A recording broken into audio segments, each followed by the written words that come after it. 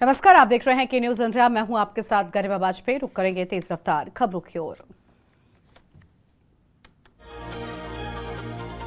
कानपुर के कोना थाना क्षेत्र के अंतर्गत अटल घाट पर कार ने बाइक में जोरदार टक्कर मार दी। दो की हालत गंभीर है। पुराने कानपुर के निवासी घायल बताए जा रहे हैं। घायलों को गंभीर हालत में हेल्थ अस्पताल भेजा गया है। पुलिस ने कार सवार युवक को पकड़ा है। पूरा मामला थाना कोहना अंतर्गत बताया जाता है।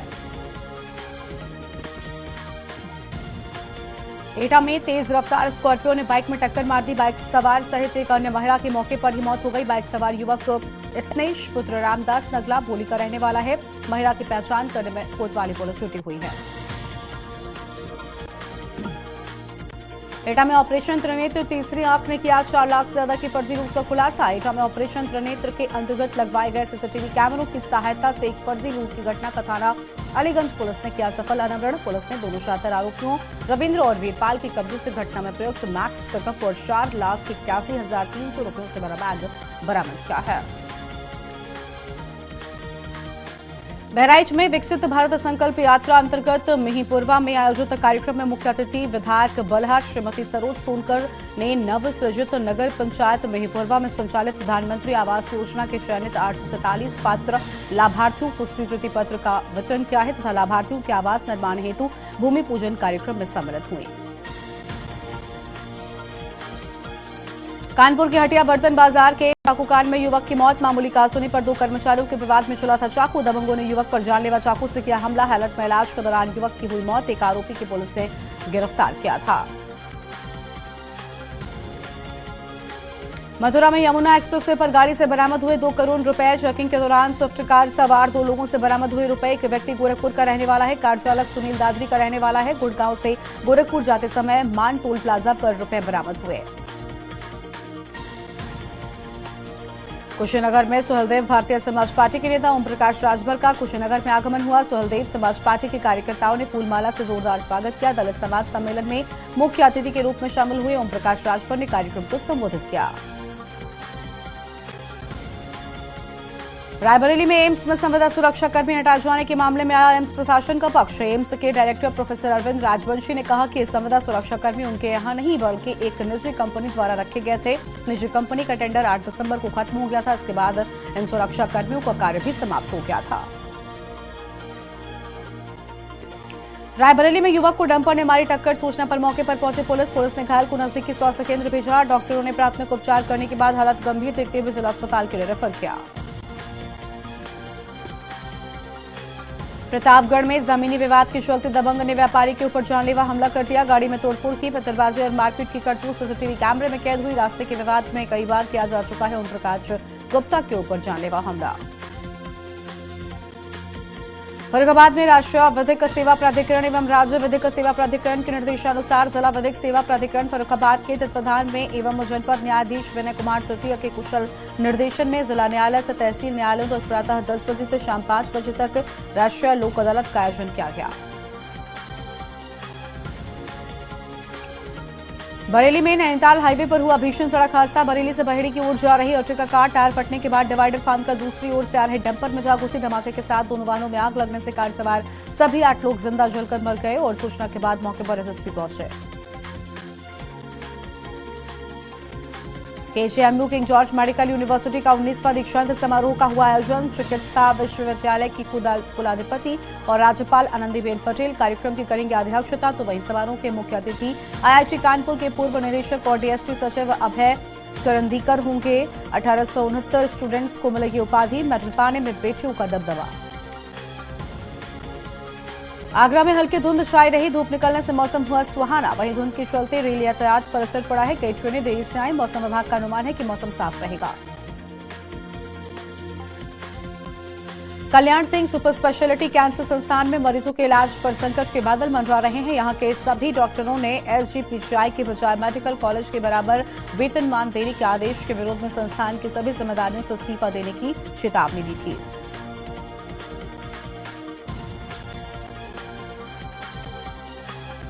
राष्ट्रीय लोक अदालत के तहत 1,49,550 मुकदमों का अंतिम रूप से हुआ निपटारा। इनमें से चेक बाउंसिंग, बैंक रिकवरी, आपराधिक शमन्यवाद, वैवाहिक वाद, मोटर वाहन दुर्घटना, किराएदारी वाद, सुखाधिकार, व्यादेश, उत्तराधिकारी व दीवानी तथा राजस्व वादों का किया गया निस्तारण।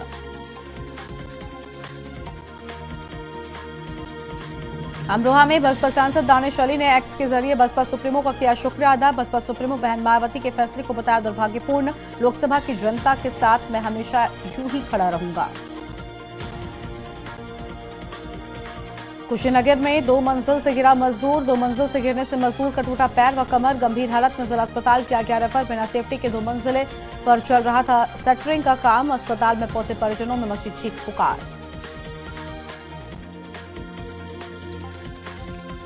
सोनभद्र में पुलिस व एसओजी की संयुक्त टीम को मिली बड़ी सफलता। पशु तस्करों से पुलिस की संयुक्त मुठभेड़ में एक पशु तस्कर के पैर में लगी गोली। पशु तस्कर के अन्य साथी भागने में कामयाब रहे।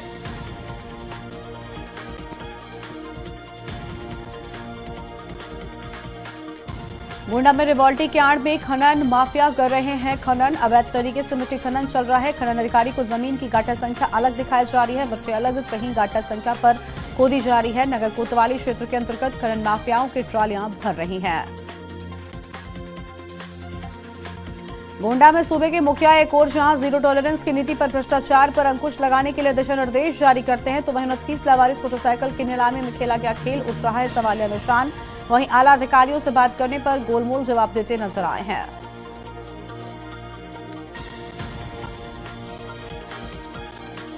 अमरोहा से लोकसभा सांसद दानिश अली को बसपा सस्पेंड किया। इस बारे में बसपा के national general secretary Satish Chandra Mishra ने पत्र जारी करते हुए कहा कि आपको अनेकों बार मौखिक रूप से कहा गया कि आप पार्टी की नीतियों, विचारधारा और अनुशासन के खिलाफ जाकर कोई बयानबाजी या काम न करें, लेकिन इसके बावजूद आप लगातार पार्टी के खिलाफ काम करते नजर आ रहे हैं।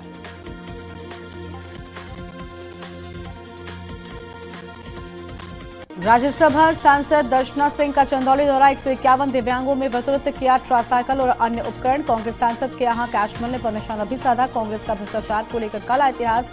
दर्शना सिंह तीनों राज्यों में मिली जीत का श्रेय भाजपा की नीतियों को दिया।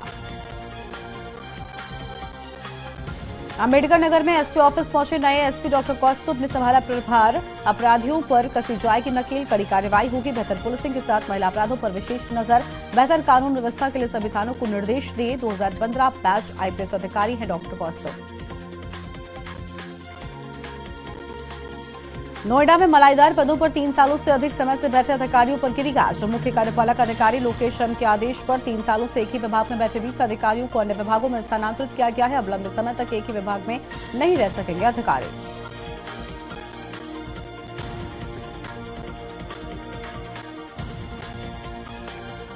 बुलंदशहर में 9.61 करोड़ से अधिक की राशि से जिले की 18 सड़कों का चौड़ीकरण और पुनर्निर्माण होगा। ये सभी सड़कें जिले की 4 चीनी मिलों के क्षेत्र की है। 16.36 किलोमीटर लंबी इन सड़कों के चौड़ीकरण और पुनर्निर्माण की जिम्मेदारी लोक निर्माण विभाग को सौंपी गई है। बुलंदशहर में किसानों के लिए एक अच्छी खबर है। अब जल्द ही खेतों पर ड्रोन उड़ते दिखाई देंगे। नैनो यूरिया व डीएपी के चालान खेती किसानी के लिए रोजगार के अवसर खोलेंगे। इसके माध्यम से किसानों की खाद की लागत कम होगी, तो वहीं ड्रोन के प्रयोग से लोगों को रोजगार भी मिलेगा। पीलीभीत में रकम को दोगुनी करने के नाम पर 2 जालसाजों ने एक युवक को ठगी का शिकार बनाया है। आरोपी युवक से 1.75 लाख रुपए ठग लिए। पैसे वापसी के नाम पर टाल मटोल करने लगे। जब युवक ने अपने पैसे वापस मांगे तो आरोपियों ने मारपीट करते हुए जान से मारने की धमकी भी दी है। अलीगढ़ मुस्लिम विश्वविद्यालय का कैंपस बुधवार की शाम एक बार फिर से गोलियों की तड़तड़ाहट से गूंज उठा है। आपसी विवाद को लेकर 2 छात्र को आपस में भड़ गए। उनके बीच गोलियां चल गई, जिसमें वहां से गुजरने वाली एमबीबीएस की एक छात्रा घायल हो गई है। आजमगढ़ जिले में सिख समाज और गुरुद्वारे के बीच का विवाद थमने का नाम नहीं ले रहा है। 10 दिन पूर्व जिला प्रशासन ने सिख समाज से 10 दिन का समय मांगा था। 10 दिन बीत जाने के बाद भी जब समस्या का समाधान नहीं हुआ तो सिख समाज के लोगों ने जिले के एसडीएम से मिलकर मामले की शिकायत की है। आजमगढ़ के निजामाबाद थाना क्षेत्र में 29 नवंबर को 450 पेटी अंग्रेजी शराब बरामद हुई। इस मामले में सभी आरोपी गाड़ी छोड़कर मौके से फरार हो गए। मामले की विवेचना में जुटी पुलिस ने घटना में शामिल 2 आरोपियों को अंग्रेजी शराब के साथ गिरफ्तार किया। आरोपियों में सुषन वर्मा और राजेश यादव हैं। आजमगढ़ के बिलरियागंज पहुंचे प्रदेश सरकार के कृषि मंत्री सूर्य प्रताप शाही ने विकास योजनाओं का शुभारंभ किया। लोगों को संबोधित करते हुए कहा कि देश एवं प्रदेश की सरकार ने विभिन्न विभागों की ओर से संचालित योजनाओं का लाभ लेने के लिए तथा भारत को 2047 तक विकसित राष्ट्र बनाने के लिए ही विकसित भारत संकल्प यात्रा का प्रारंभ किया है। गाजियाबाद में बेखौफ बदमाशों ने 2 गोल्ड कारोबारियों से बड़ी रकम लूट ली है। शुरुआत में 50 लाख लूटने की जानकारी आ रही थी, लेकिन अब खबर यह है कि लूट 1 करोड़ रुपए से ज्यादा की हो सकती है। दोनों कारोबारी कार में बैठकर रुपयों का लेन देन कर रहे थे कि तभी बदमाश आ गए और गन पॉइंट पर लेकर उन्हें लूट लिया।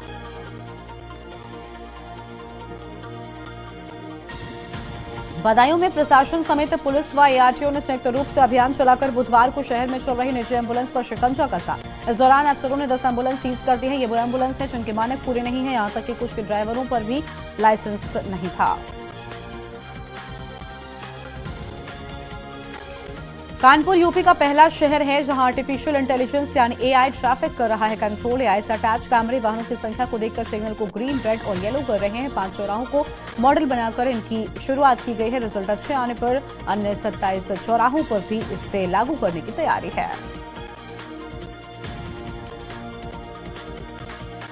कानपुर में बाइक सवार प्रतिरक्षा कर्मी और उनके साथ मौजूद मौसी से लुटेरों ने 55,000 रुपए लूट लिए। शीना झपकी के दौरान बाइक सवार प्रतिरक्षा कर्मी गिरकर गंभीर रूप से घायल भी हो गया है। सूचना पर फजलगंज पुलिस घायल को प्राथमिक उपचार के लिए अस्पताल में भर्ती कराया गया है। पुलिस लूट की रिपोर्ट दर्ज करके बदमाशों की तलाश में जुट गई है।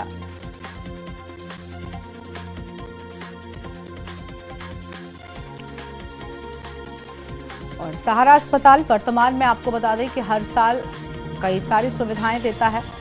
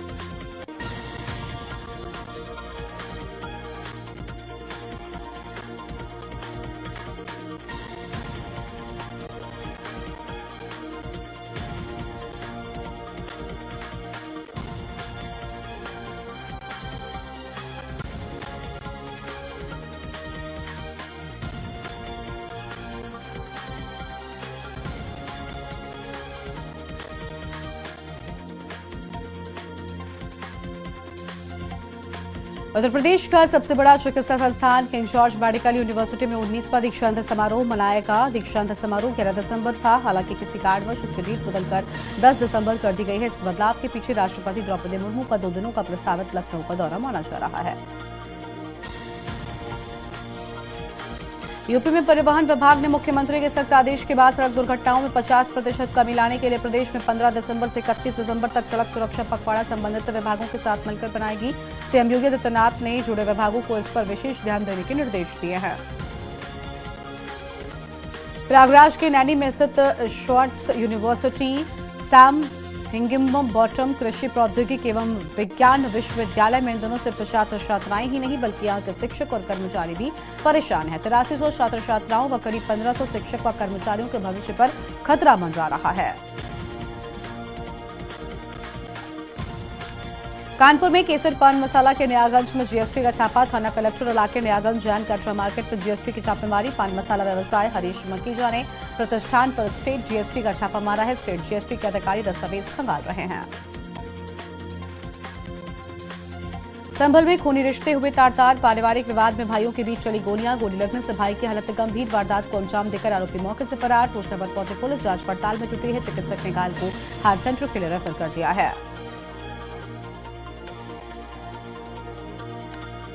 आगरा एडीजी जोन अनुपमा कुलशेष द्वारा महिलाओं को अपराधों और जबरन मुकदमे दर्ज कराने के मामले शामिल कराने के प्रति किया जा रहा जागरूक ऑपरेशन जागृति की शुरुआत की गई है और अभियान के तहत यूनिसेफ के साथ मिलकर महिलाओं की जा रही काउंसलिंग। गोंडा में सांसद ब्रजभूषण के स्कूल के बाहर से बुलेट गायब हो गई। सांसद ब्रजभूषण चरण सिंह के स्कूल से बुलेट गायब। रघुकुल विद्यापीठ के बाहर से बुलेट गायब हुई और सांसद खेल स्पर्धा का आयोजन था। आयोजन में शामिल होने ग्राम प्रधान भी पहुंचे थे। कन्नौज में पति ने पत्नी को उतारा मौत के घाट। लाठी से पीट कर की हत्या। पुलिस के सामने आरोपी पति ने को बोला जुर्म। सोचने पर पहुंची पुलिस जांच में जुटी है। पुलिस ने शव को कब्जे में लेकर पोस्टमार्टम के लिए भेजा है। छिबरामऊ थाना के रामपुर बैजू का है मामला। गोंडा में एसपी शिवराज का बरेली तबादला हुआ। राधेश्याम राय अब से गोंडा के नए एसपी बने हैं। पुलिस आपको बता दें कि गोंडा में 2 साल से ऊपर रहे एसपी शिवराज, बरेली में शिवराज बने एसपी ट्रैफिक। अंबेडकर नगर में कांग्रेस के भ्रष्टाचार पर बीजेपी ने मोर्चा खोला है। केंद्रीय नेतृत्व के आह्वान पर कांग्रेस के खिलाफ प्रदर्शन, भ्रष्टाचार और देश विरोधी नीतियों के खिलाफ धरना प्रदर्शन। बीजेपी जिला अध्यक्ष के नेतृत्व में धरना प्रदर्शन। कलेक्ट्रेट परिसर के सामने भाजपाइयों ने धरना प्रदर्शन किया है। बागपत में जिला विधिक सेवा प्राधिकरण के तत्वाधान में बागपत के जिला एवं सत्र न्यायालय में राष्ट्रीय लोक अदालत का आयोजन किया गया। इस दौरान न्यायमूर्ति ओम प्रकाश शुक्ला ने लोक अदालत का दीप प्रज्वलित कर उद्घाटन किया है। इस दौरान न्यायमूर्ति ओम प्रकाश शुक्ला ने नूरपुर खालसा के ग्राम प्रधान को भी सम्मिलित किया है।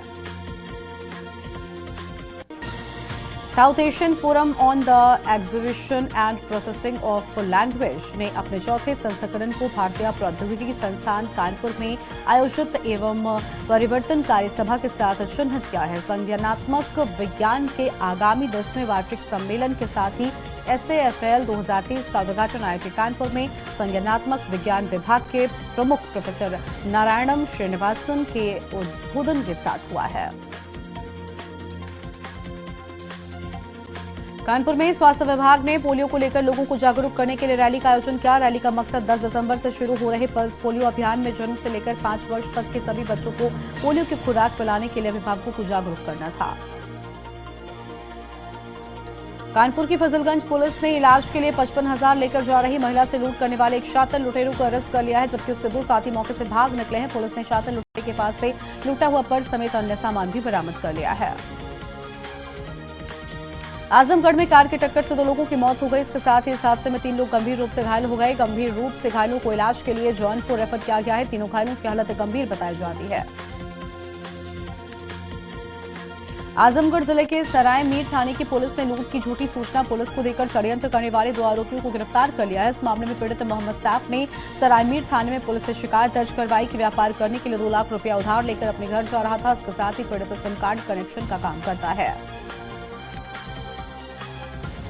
घाटमपुर के जहांगीराबाद गांव के पास तेज रफ्तार ट्रक बाइक सवार होमगार्ड और कोच मोहर्री को टक्कर मारते हुए भाग निकला। हादसे में दोनों घायल हो गए हैं। राहगीरों की सूचना पर पहुंची पुलिस ने दोनों को 108 एम्बुलेंस की मदद से पतारा CHC पहुंचाया है, जहां से कोच मोहर्री को प्राथमिक उपचार कर घर भेज दिया गया है। जौनपुर में एक्शन एड यूनिसेफ के सहयोग से नई पहल बाल संरक्षण परियोजना के तहत किशोरियों के एक समूह ने कोतवाली, मड़ियाहू और महिला थाने का भ्रमण किया। 53 किशोरियों वाले इस समूह ने सामूहिक सुरक्षा से जुड़ी तमाम गतिविधियों के बारे में जानकारी हासिल की है। बुलंदशहर में जहांगीराबाद कोतवाली क्षेत्र के कस्बा अमरगढ़ में घर में टाइल्स लगा रहे मजदूर ने 55 वर्षीय महिला से दुष्कर्म का प्रयास किया। विफल होने पर आरोपी ने महिला पर हथौड़े से ताबड़तोड़ हमला कर दिया, जिसमें महिला गंभीर रूप से घायल हो गई। जिसके बाद परिजन ने पीड़ित को बुलंदशहर निजी अस्पताल लेकर गए, जहां उसका उपचार चल रहा है। BHU central Hindu girls school Kamachha Varanasi में वार्षिकोत्सव अभिव्यक्ति एवं क्षेत्रीय पुरातत्व इकाई वाराणसी की ओर से अभिलेख प्रदर्शनी व छायाचित्र प्रदर्शनी का आयोजन किया गया। कार्यक्रम का शुभारंभ महामना मदन मोहन मालविया एवं महिषी डॉक्टर बेसेंट जी की प्रतिमा पर माल्यार्पण व दीप प्रज्वलन कर शिव संकल्प सूक्त मंत्रोच्चार द्वारा किया गया। सजेती के हमीरा मऊ में युवक ने अंगोछे के सहारे फांसी लगाकर अपनी जान दे दी। सूचना पर पहुंची बहन ने घटना की सूचना पुलिस को दी है। जानकारी मिलते ही मौके पर पहुंची पुलिस ने युवक के शव को पोस्टमार्टम के लिए भेजने के साथ ही घटना की जांच पड़ताल भी शुरू कर दी है।